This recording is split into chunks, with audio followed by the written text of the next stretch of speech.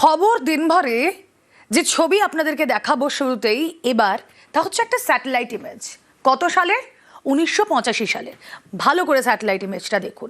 যেই স্যাটেলাইট ইমেজে দেখা যাচ্ছে এই বেসরকারি হাসপাতাল রুবি জেনারেল হাসপাতাল, তার যে আশেপাশের জায়গা সেটা একেবারেই সবুজে সবুজ, কিন্তু সেই ছবিটা কিভাবে কয়েক বছরের মধ্যে বদলে গেছে একবার দেখুন। 2011 ছবি আপনাদের দেখাচ্ছি, যেখানে বেআইনি নির্মাণ বেড়েছে। আমরা পয়েন্ট করে করে দেখাচ্ছি কোথায় কোথায় বেড়েছে বেআইনি নির্মাণ। 2011 পর 2018, 21, 24, 25 এবং 26 জলা জমি ভরাট করে নির্মাণ। যে জায়গা সবুজে সবুজ ছিল, 10-12 বছরের মধ্যেই সেই সবুজ নিধন হয়ে গিয়েছে।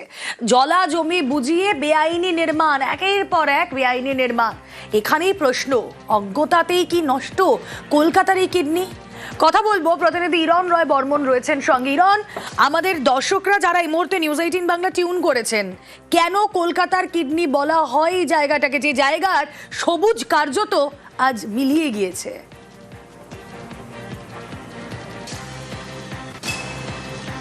দেখো, কলকাতার ফুসফুস বলা হয় কলকাতার ময়দানকে। প্রচুর গাছপালা, সবুজ আছে, গ্রিন আছে।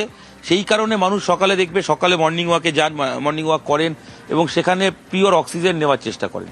ঠিক সেরকমই কলকাতার ময়দান যখন কলকাতার ফুসফুস, ঠিক সেরকমই কলকাতার কিডনি হচ্ছে এই পূর্ব কলকাতা জলাভূমি বা ইস্ট কলকাতা ওয়েটল্যান্ড। কেন?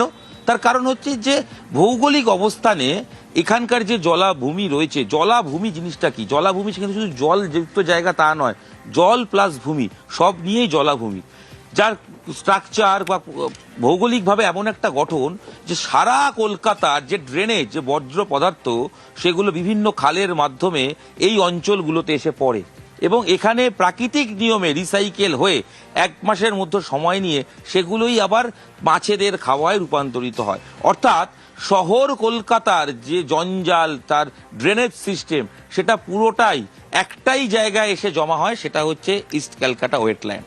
অর্থাৎ এই জমিটা শুধু জমি নয়, মানুষকে বাঁচিয়ে রাখার, সুস্থ রাখার, পরিবেশকে সুস্থ রাখার, বাস্তুকে সুস্থ রাখার, এই অতি গরম যাতে না হয়, অতি বৃষ্টিতে যাতে জল না জমা হয়, এই জায়গাগুলোর সব সমাধানের জায়গা হচ্ছে ইস্ট ক্যালকাটা ওয়েটল্যান্ড। এই জমিটা রক্ষা করাটা কতটা প্রয়োজন এর থেকেই স্পষ্ট বোঝা যায় রুমেলা। একেবারেই আমাদের শরীরে কিডনির গুরুত্ব কতটা সেটা আমরা জানি। সমস্ত বর্জ্য সেটা ফিল্টারের কাজ করে কিডনি। সেখানে গোটা পূর্ব কলকাতার এই জলাভূমি, কেন তাকে কিডনি বলা হয়, তার গুরুত্ব কতটা, কি বলছেন বিশেষজ্ঞ? পূর্ব কলকাতার জলাভূমিকে কলকাতার কিডনি বলা হয় তার একটাই কারণ, যে বর্জ্য জলটা পরিশোধন করবার কোনো জায়গা তো আমাদের নেই, সেটা একমাত্র ইস্ট কলকাতা ওয়েটল্যান্ডই করে। দিনে 980 মিলিয়ন লিটার বর্জ্য রিসাইকেলড হয়। এবারে এটার উৎসটা হচ্ছে সেই ব্রিটিশ পিরিয়ডের সময় থেকে, যখন গঙ্গাকে বাঁচানোর জন্য ব্রিটিশার্সরা 2টো খাল ঠিক করেছিল, যেটা আমরা বাগজোলা খাল বলি, কেষ্টপুর খাল। সেইগুলো দিয়ে পুরো বর্জ্যটা যাতে ইস্টের দিকে যায়। যখনই গঙ্গাতে ওই জোয়ারটা আসতো, সেই সময় ওরা গঙ্গার গেট খুলে দিলে মনে করেছিল যে বর্জ্যটা সেখানে ভেসে বেরিয়ে যাবে, তাই হতো ইস্টের দিকে। কিন্তু এই খালগুলো পুরোপুরি ডিফাঙ্ক্ট হয়ে গেল। এই যে আরবান প্রেসারটা, এই প্রেসারটা, নগরায়নের যে চাপটা, সেটা ক্রমশ পূর্ব কলকাতা জলাভূমিকে খেয়ে ফেলছে। এই যে 980 মিলিয়ন লিটার বর্জ্য যাচ্ছে পূর্ব কলকাতার জলাভূমিতে, সেটা রিসাইকেল করবার আমাদের কাছে কোনো ব্যবস্থাই নেই। দেখুন, আমাদের শরীরের কিডনি যদি বিকল হয়ে যায় তাহলে কি হতে পারে? কিডনি আর ফিল্টার যদি না করে, কিডনির মাধ্যমে যে ফিল্টারেশনের কাজটা হয়, সমস্ত বর্জ্য যা বেরিয়ে যায় তা আমাদের রক্তে মিশে যাবে, আমাদের গোটা শরীর ইনফেক্টেড হয়ে পড়বে। তাই পূর্ব কলকাতার এই জলাভূমি যদি অজ্ঞতার জেরে আমাদের দ্বারাই ক্ষতি হয়ে যায়, তাহলে তার কি এফেক্ট পড়বে জানবো। ইরণ রয়েছেন সঙ্গে। ইরণ,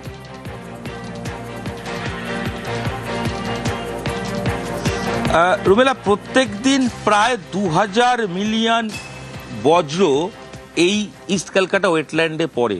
পরিমাণটা আরও একবার বলি, 2000 মিলিয়ন বজ্র পদার্থ, ড্রেনেজ এখানে এসে পড়ে এবং রিসাইকেল হয়। অর্থাৎ কলকাতার সম্পূর্ণ দূষণটাকে আবার সঠিকভাবে ফিরিয়ে দেওয়ার কাজ, যাতে পরিবেশে ভারসাম্য বজায় রাখে, এই জমির কাজ। আর যদি এটা না হয়, ওই শরীরের উদাহরণ দিয়ে তুমি যেরকম বলছিলে যে কিডনি বিকল হলে মানুষের মৃত্যু পর্যন্ত হতে পারে। আর ইস্ট ক্যালকাটা ওয়েটল্যান্ডের যদি এই ধারণ ক্ষমতা বন্ধ হয়ে যায়, ইতিমধ্যেই যে খালগুলো দিয়ে এই বজ্র পদার্থ আসার কথা, কেষ্টপুর খাল, বাগজোলা খাল, চিংড়িহাটার খাল, ইভেন আদি গঙ্গা, সেগুলোতে ইতিমধ্যেই পলি পড়ে একের পর এক জায়গায় সেখানকার নব্যতা কমেছে। এই অঞ্চলগুলো নব্যতা কমছে, কারণ রাসায়নিক এখানে জিনিস এসে পড়ছে, একাধিক কলকারখানা তৈরি হয়েছে, বিশেষ করে গোডাউন তৈরি হয়েছে, এবং এই যে ধারণ ক্ষমতা সেটা ক্রমশ কমছে এবং পলি জমছে, যার ফলে এই যদি ইস্ট ক্যালকাটা ওয়েটল্যান্ডের যদি তার ধারণ ক্ষমতা, তার রিসাইকেল করার ক্ষমতা যদি কমতে থাকে, তাহলে ক্ষতি কি? নাম্বার ওয়ান ক্ষতি, খুব তাড়াতাড়ি এই যে আমরা গরম পড়লে, এখনই শীত যায়নি কিন্তু বলছি না যে খুব গরম, পারছি না বাবা গরমে দাঁড়াতে, এটা আরো বাড়বে। বছর 5 থেকে 7 সময় লাগবে, এই জলাভূমি জাস্ট শেষ হয়ে যাবে। আর তাতে কি হবে? অতিরিক্ত গরম, অতিরিক্ত বৃষ্টিতে কলকাতায় জল জমলে, যখন আমরা বলি এত জল, কি করে অফিস যাব, কি করে কাজে বেরোবো, সেই জল নামবে না, দিনের পর দিন জল স্ট্যাগনেন্ট হয়ে থাকবে। জলটা যাবে কোথায়? জায়গাটাই তো নেই। তৃতীয় কি হবে? দূষণের পরিমাণ বাড়বে। দিল্লির দূষণ নিয়ে আমরা যত সতর্ক হই, কলকাতাও সেই দূষণের জায়গায় পৌঁছে যাবে। বেশি দিন সময় নয়, হাতে 5 থেকে 7 বছর। মাছ, যে বাস্তুতন্ত্রকে রক্ষাতে মাছের ভূমিকা, এবং মাছ এখানে চাষ হয়, এই মাছই আমরা খাই, সেই মাছের খাবার নষ্ট হচ্ছে, যার ফলে পুরনো যে এখানকার যে লোকাল মাছ সেগুলো বিলুপ্ত হয়ে গেছে। এখন হাইব্রিড মাছ সেইগুলো তৈরি করা হচ্ছে, সেগুলো স্বাস্থ্যের পক্ষে ক্ষতি। অর্থাৎ প্রত্যক্ষ আর পরোক্ষভাবে একাধিক কারণ আছে। পুরো ইকোসিস্টেম যেরকম নষ্ট হচ্ছে, যদি এই জলাভূমি এভাবেই দিনের পর দিন ক্ষয়ে যেতে থাকে, নষ্ট হয়ে যেতে থাকে, বিলুপ্ত হয়ে যেতে থাকে, তাহলে তার ফল আমাদের ভোগ করতেই হবে।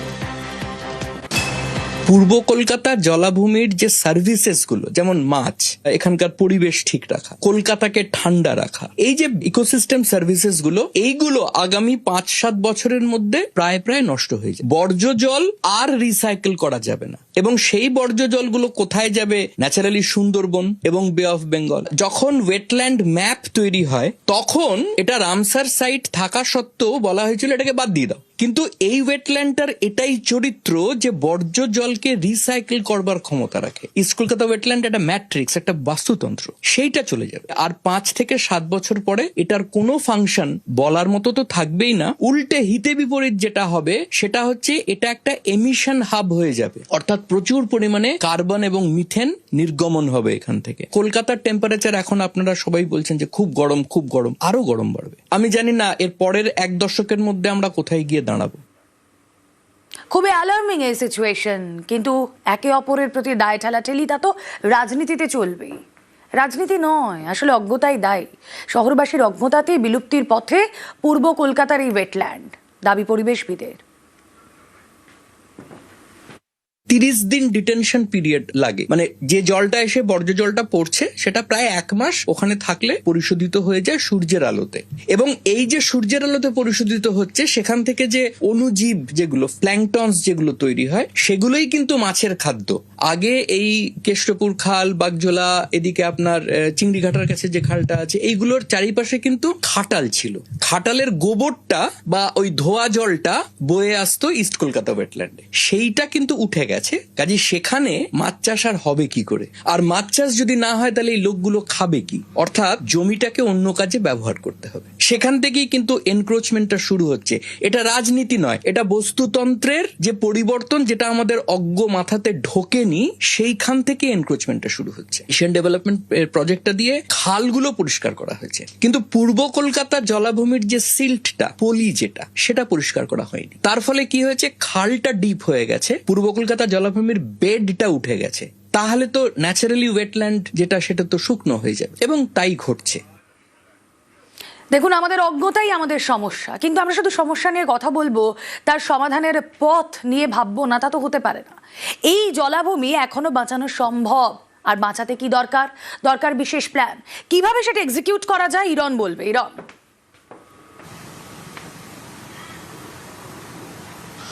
দেখো, জলাভূমি বাঁচানো এখনো সম্ভব মনে করছেন বিশেষজ্ঞরা। তবে একটা অসুবিধার জায়গা থেকে থাকে, সেটা হচ্ছে যেহেতু বিশ্বের প্রায় সব জায়গাতেই জলাভূমিতে কোনো বসবাস নেই, মানুষের বাস নেই, কিন্তু পশ্চিমবঙ্গে যে দুটি জলাভূমি আছে তার মধ্যে সুন্দরবন এবং ইস্ট ক্যালকাটা ওয়েটল্যান্ড, দুটো জায়গাতেই মানুষের বসবাস রয়েছে। তাই এই বসবাসকে রেখে জলাভূমিকে বাঁচাতে হবে প্রথমত। আর অতিরিক্ত এই মানুষের বাসস্থানের জন্য অতিরিক্ত বাড়ি করা যাবে না। রুলস অনুযায়ী যা বলা আছে, জমির যা ক্যারেক্টার সেটাই রাখতে হবে, কোনো পরিবর্তন নয়। মানে মাটি থেকে কোনো রকম গাঁথনি করে কোনো রকম ভরাট তো দূরে থাক, কোনো নতুন বিল্ডিংও করা যাবে না। আর পাশাপাশি কার্বন, এই যে অতিরিক্ত কার্বন, সেটা কারা অবজার্ভ করে? তারা হচ্ছে গাছ। গাছ অক্সিজেন দেয় আর কার্বন ডাই অক্সাইড নিয়ে নেয়। সেই গাছ লাগাতে হবে, প্রাকৃতিকভাবে সৌন্দর্যায়ন করতে হবে, এবং তার জন্য ফান্ড আসে। এরকম নয় যে আমরা গিয়ে অবৈজ্ঞানিক পদ্ধতিতে 4টে গাছ লাগিয়ে আসবো। এর বিষয় নিয়ে বিশ্বের বিভিন্ন সংস্থা তারা কাজ করছেন, তারা ফান্ডিং এর ব্যবস্থা করেন। যারা এই কার্বনের যাতে পরিবেশ রক্ষার্থে যারা কাজ করছেন, সেই সংস্থাগুলোকে নিয়ে এসে তাদের সঙ্গে কথা বলে, শুধু তাই নয়, প্রপার প্ল্যান করতে হবে, যার ফলে এই জায়গাগুলোকে সংরক্ষণ যেরকম করতে হবে, পাশাপাশি তার ধারণ ক্ষমতাও বাড়াতে হবে।